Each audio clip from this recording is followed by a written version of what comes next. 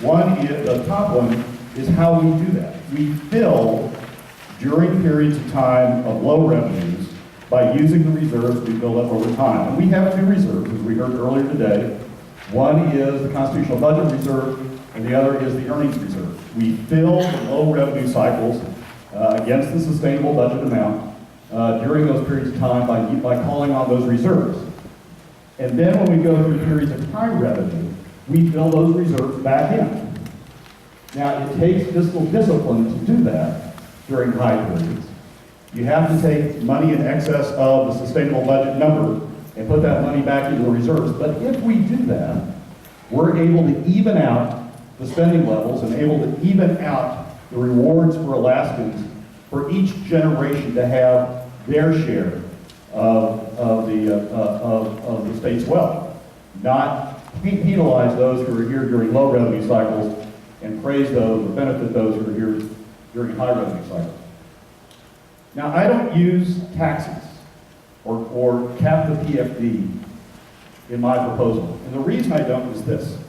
You're going to hear at lunch from Mark Foster that we're in for a very difficult future in this state for the next few years. We're predominantly an oil state. The oil industry is going through difficult times. We've started to see the effects of that in some cuts. We're going to see more of those effects and cuts. You don't raise taxes and cut the permanent fund dividend during difficult economic times. People are already going to be hurting enough with the cuts in state government and with the necessary cuts in state government and with the cuts that are going to be going on in the private sector. You don't exacerbate that problem by cutting more or by penalizing them by taking taxes out of their pocket.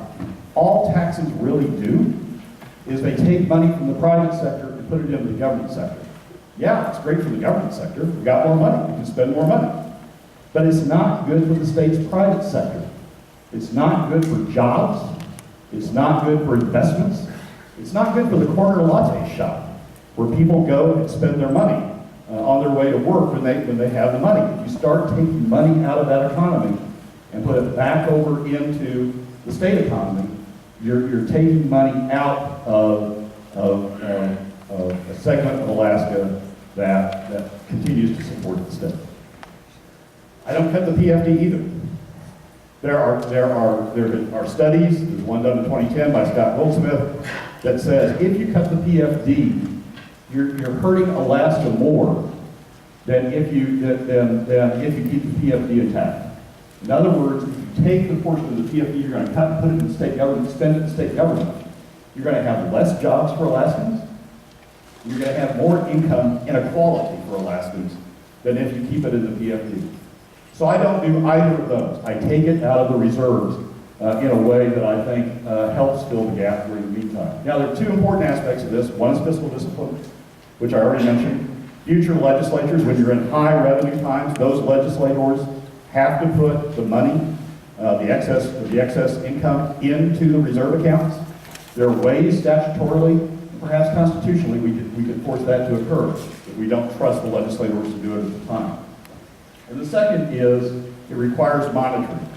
One of the big components of the top chart you'll see is the gas line. If the gas line doesn't occur, then we don't have the revenues that come out in the future. We need to monitor what's going on with the gas line and keep track of it. And if the gas line is not going to occur, then reduce the sustainable budget number. But a sustainable budget number is important for treating all Alaskans, all generations fairly. Thank you. Sure. So we're probably in a 10-year down cycle right now. We're probably hitting low oil prices, relatively low production, and we're going to stay plus or minus in that environment. Oil prices are going to pop back up a little bit once we work off the overhang. We're going to stay plus or minus in that environment for about 10 years until we get LNG up and running. And LNG is not a huge nirvana, but it will significantly increase state revenues and will have some impact on improving the oil as well. The challenge is that the current generation, this generation of the next 10 years, if we reduce spending or we impose taxes or we do all sorts of things to try to match current revenues to the low match spending with the low revenues, this generation is going to pay the price in terms of either significantly reduced government services, or in terms of paying taxes, or in terms of having their PFD cut. And then 10 years from now, the next generation is going to have the benefit of, oh, we don't have to do that anymore because we've got a lot of revenue, so we don't have to have income taxes, we don't have to have increased government services. That's the sort of the cycle that we've gotten into. So from my standpoint, we need to solve that because we're just treating generations of Alaskans inequitably. And we've got to solve that, and I think a sustainable budget does that because it calculates a line that says if you spend that amount today, you can sustain spending that amount on into the future, assuming you don't spend more of that when you get out into the future. And I think it treats all Alaskans, all Alaskan generations, which are all Alaskans, equitably. Gary, and it's because you were a legislator in one of the 60 that had to deal with these things. I have a lot of disappointment about what happened in the legislature from 2010 to 2014. We had huge revenues. We could see this situation coming. We saw oil decline. You could see the beginning of the impact on oil prices. You could see the trough forming and coming. Yet that legislature from 2010 to 2014 spent almost every dime they had. And in fact, in 1 year, we're now roughly at $5.2 billion in spending. In 1 year, they went to $8 billion in spending. In a 3 years time span, they went from 5.5 to $8 billion in spending. That, to me, that won't work in a sustainable budget. I mean, what they're doing is they're spending the reserves we need to be building when we hit the troughs like this. How do we help build a legislature, or do we need to just sort of create some other mechanism that caps the amount the legislature can spend? How do we create a system that doesn't have them go crazy when they have a lot of revenue in their hands and helps them be fiscally disciplined during the high revenue periods? How much time do I have for this answer? So it's very difficult. It's very difficult when you have money in your checkbook to say no, and that's what the legislature was faced with starting in 2008, and they didn't say no. They talked about savings, but yeah, they saved, and thank God they did. They spent for every dollar that they saved, they spent two. So they're humans. They said yes. They spent a lot of money. Like I said, 109% over 10 years, and so we are where we are today, and now we're talking about dialing that back. Brad, how do you put people into place that will do that? You're doing it here today because the way that's done is at the ballot box. But I'll tell you, we don't have time to flip the House or flip the Senate. So if you think you're going to do this at the ballot box and skate for the next 2 to 4 to 6 years to do that and tell there are people that think like you think, respectfully, we don't have time for that. So in the short piece, I will say our job here with the legislators, and I count 3 that are here, and bless your hearts for being here, have the guts to be here. What we do here is not infuriate these people, but educate these people. They need to have the confidence that there are ways to use all of the tools in the toolbox. And my issue, I've already told you what mine is. So I need to say to Kevin and John and Berta, I got to say, hey, it's okay to spend the earnings. Or you can say, hey, it's okay to do this. The way we do this, Brad's answer, is to get involved, to be there, to help them. They have a monster problem. They've been there, done that, and it is excruciating. When we tried to cut 40 and 30 million in 97 and 98 out of the general fund budget, we did tricks with smoke and mirrors that would make Penn and Teller proud. But we did it. That was 40 and 30 million. I'm talking about 110. I'm talking about 140. I'm sorry, I got one. The way we do that, Brad, is to be involved and to educate and give confidence with data and with information. Thank you. Thank you, Garrett. Liz, on your sheet, I have one question. If you have new revenue under the high-level breakdown of First Alaska proposal, you have new revenue Increases in resource development extraction taxes such as natural gas reserve tax, 501 million. Alaska is a very high-cost exploration environment. We've overcome that through a lot of ways, but it's a high-cost exploration environment. I would suggest to you, if we layer on another $500 million in taxes on industry, we're going to find disinvestment. Not necessarily people ripping things out, that won't happen, but we'll find investment going into other locations that are lower cost than instead of coming to Alaska. And that will have an impact, importantly, on North Borough, on ASRC, on the tribes, on the tribes that are in that area. It will have an impact on Siri and Doyon and others who have service companies that are major parts of their operations now. So have you considered the impact of raising taxes like that, not only on activity levels, but also, frankly, on your members? Yes, actually, and that's part of, I think, the discussion. And one of the things that I appreciated in your proposal was, I believe you said you were going to try not to impose anything on future generations, and also not tax and not touch the PFD. Was that correct? And so I appreciate that, because for us in trying to balance this over the 5-year period and trying to figure out how to do it, one of the core values was people on the streets, just regular people, everyday people, how to lessen the impact on regular Alaskans and on lower income Alaskans, and especially not to increase too much burden in terms of just life in general out in the villages. And when I think about the opportunity and the ability that corporations have to jump over these economic hurdles, I think that they have a greater ability than, say, one of my uncles or one of my aunties or one of my young cousins who barely has an income that is being generated anyway. And I think that that's really where we were trying to focus and trying to figure out how to actually balance all of this. Made us look at the opportunities for different taxes and who actually has the ability. And quite frankly, it's not a right that they have. They're getting something from all of us as Alaskans. They're using something that belongs to all of us as Alaskans. And so that was kind of the thinking behind that.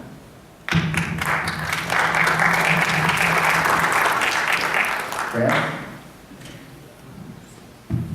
Okay, and so now, John, thank you, Brad. John, your Directly or indirectly, I've been involved in tax policy for 45 years in this state, and I have heard the cry that if you raise taxes on us, we'll take our marbles and go home, almost every year. And lo and behold, it's never happened. So, and when I look at the profits that are being made by the big three up there, they're far more profitable than any other oil fields that I can see that they're investing in. So,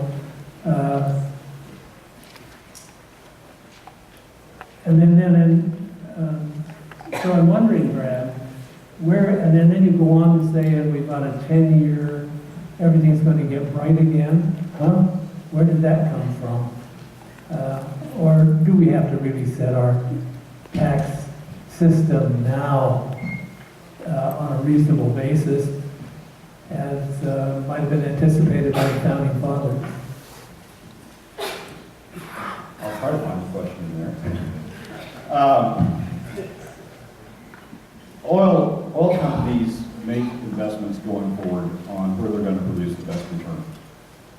They're not going to pick up their marbles and go home. If anybody ever thinks that people are going to go and take pipelines out of Prudhoe or take wells out of Prudhoe, that's never going to happen. They're going to certainly let those be in. But all of that, maintaining production, requires new investment. During the last debate, we had substantial testimony that we're on a 6 or greater percent decline curve if we don't have investment. We're on a 2% decline curve, potentially on a 2% decline curve. We do have investment. That's year-to-year new investment that has to be made that results in incremental oil, incremental production. that's important to maintaining whatever revenues we have. It goes to the lowest cost, best return opportunity out there. When Alaska, when Prudhoe was put together in the 1970s, there weren't a lot of good opportunities out there. It was basically the North Sea and the North Slope. Those were the two new opportunities. Because everything else was national. In today's environment, there's a huge number of opportunities throughout the world. Not the least of which is the shale oil that's going on in the lower 48. If you look at investment that's occurred in the industry in the last 5 years, huge amounts of new investment is going to the lower 48, to shale. So Alaska needs to compete for that additional investment to maintain the levels of production that as good a level of production as we can maintain. That's what I was talking about.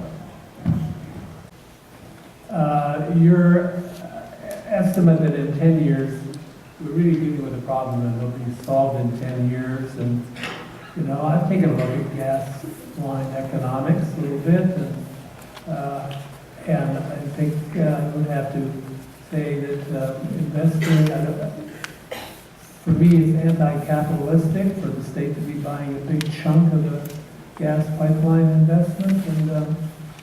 And I wonder what you think about that, and why you think that somehow the whole economy is going to be built out in 10 years. Well, some of this, Taxes. thanks, John.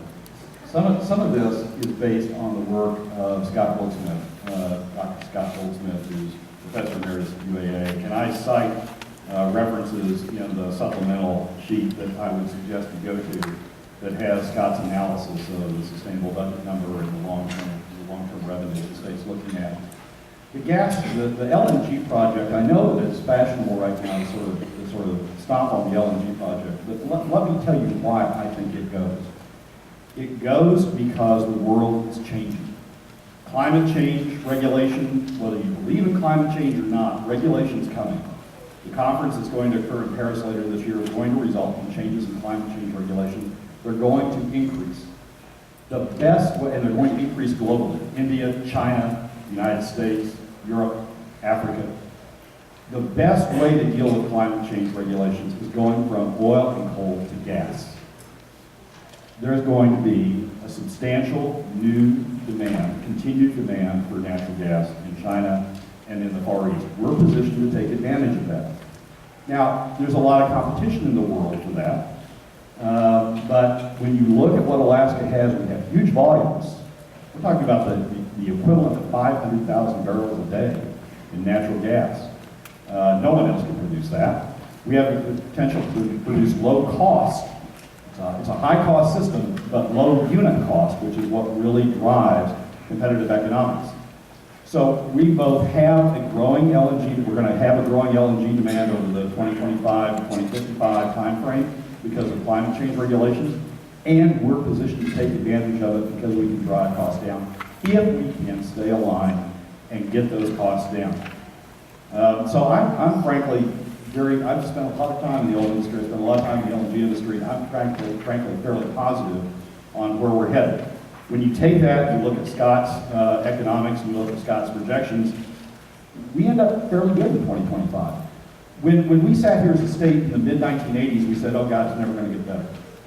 And everybody's selling, leaving, and oil prices are never going to recover. Well, they did. When we sit here in 2015, we say, oh God, it's not going to, we're never going to come out of this. We are. We're a cyclical economy. That's what Alaska is. And we just need to find a way to even out what we're spending through that so that we don't punish one generation and favor the next. Thanks. Thanks a lot, John. Brad, and now we're going to Larry. It does, and Gunner's going to tell us at some point when he completes his study that ICER is working on how much it matters. The multiplier effect of dollars spent in the private economy sometimes are different than the multiplier effect of dollars spent in the government economy. And I'll go back to the 2010 study that Scott Goldsmith did on the PFD to focus on that. Scott analyzed what would happen if we capped or if we reduced the PFD, what would happen with the money. And his analysis was that the money would go over to state government, the difference would go over to state government and be spent in the capital budget. And his analysis of the capital budget was that more dollars would leave the state, because think about it, capital budget is concrete, steel, things that we don't make here. They're largely driven by goods you buy from someplace else.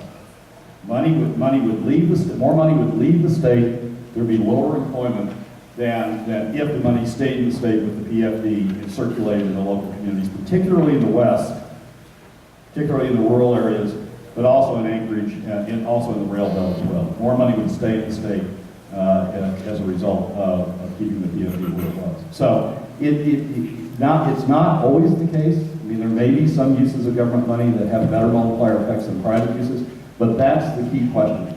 What's the multiplier effect of the dollar spent? Letting it grow as it is, I think there's an important usefulness in having money in private hands in this state.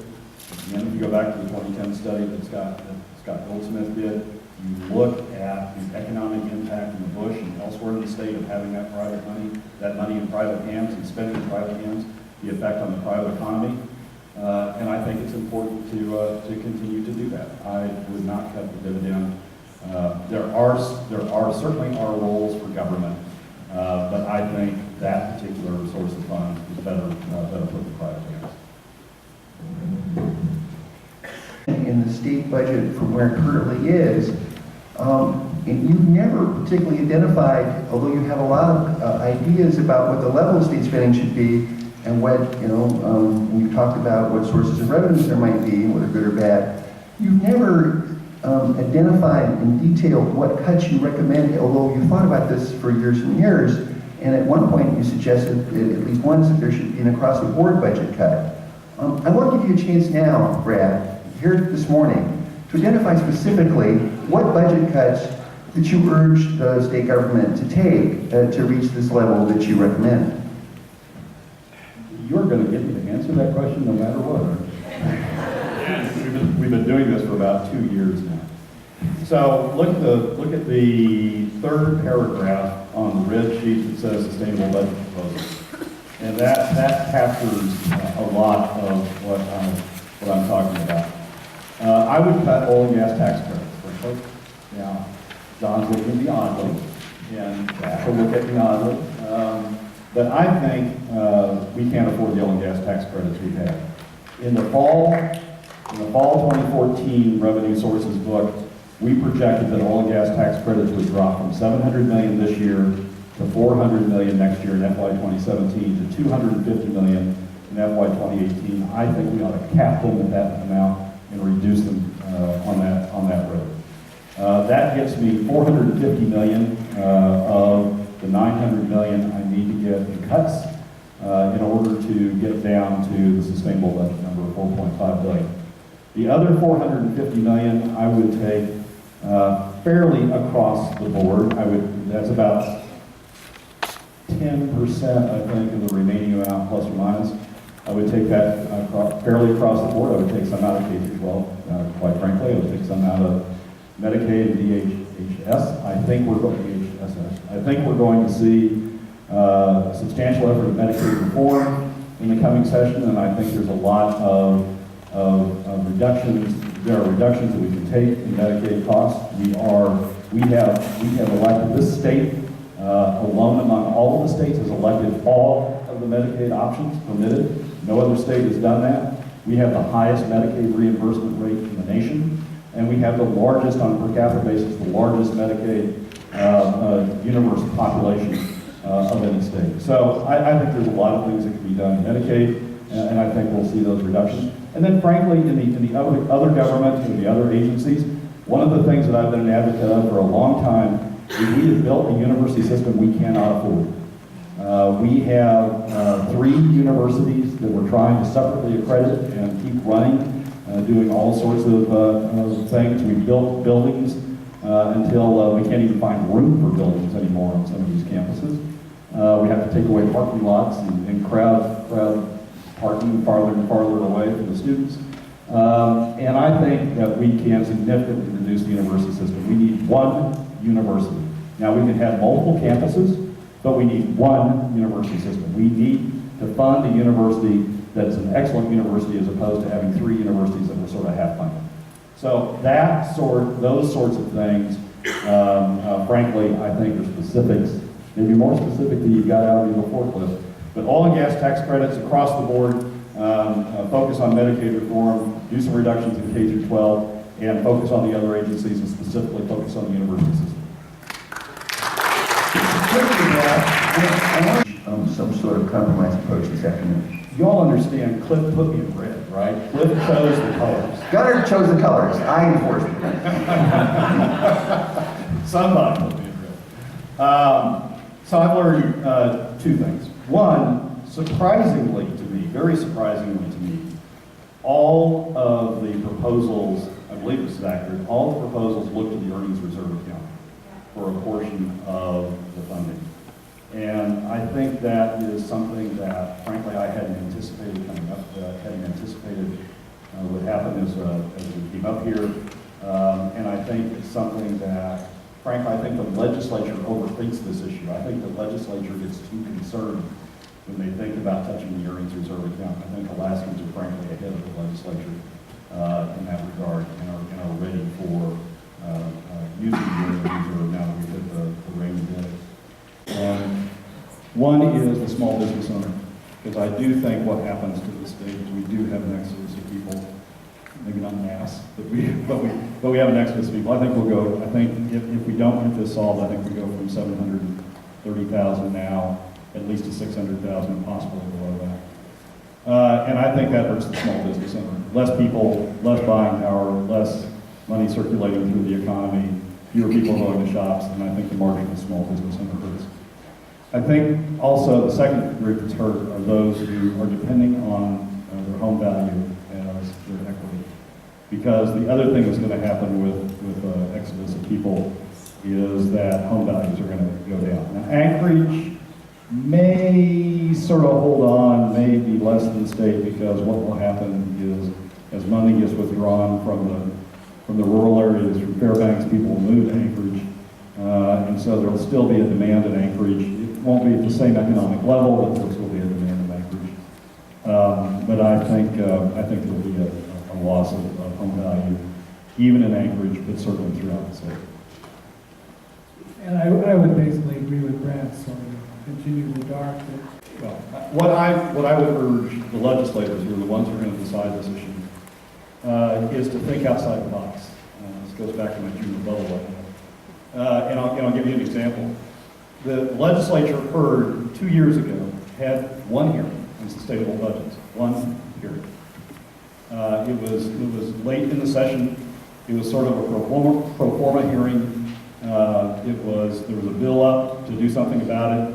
They had one hearing and they were gone. No more on it. Last year they had 0 hearings on sustainable budgets. They've gotten in. We've gotten into this problem over the last 5 years by people listening to themselves, sort of reverberating in themselves, and listening to the same ideas and the same approaches and the same concepts. We need to break outside that box. They need to listen to more people. Not only what Liz, I certainly echo what Liz says in terms of the breadth, but they need to listen to new ideas, and they haven't. I was hugely upset last year that they had 0 hearings on sustainable budgets. I can't imagine how that's a good thing for this state. But nonetheless, that's what they did. So they need to break outside the box. They need to think more. John, you did it last year.